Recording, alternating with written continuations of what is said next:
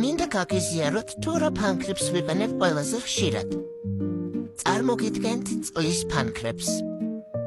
ჩემს 24 ფერიან კოლოფშიც საკმაოდ გამოსადეგი ფერებია.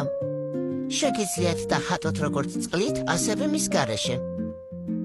მოყვება თავისი ფუნჯი. წინასწარ დავხატე სტიჩი, ახლა კი ამ ფანქრებით გავაფერადოთ. ვიყენებთ ჯერ მუქ, ხოლო შემდეგ ღია ფერებს.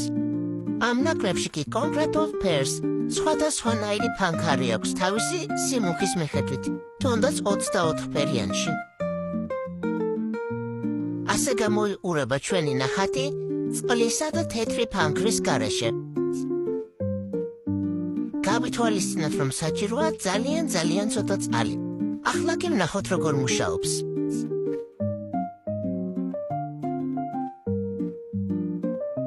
როგორც ჩანს, განსხვავება ნამდვილად არის.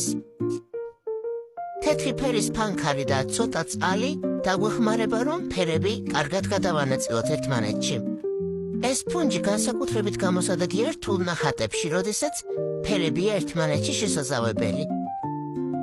ესეც ჩვენი საბოლოო შედეგი.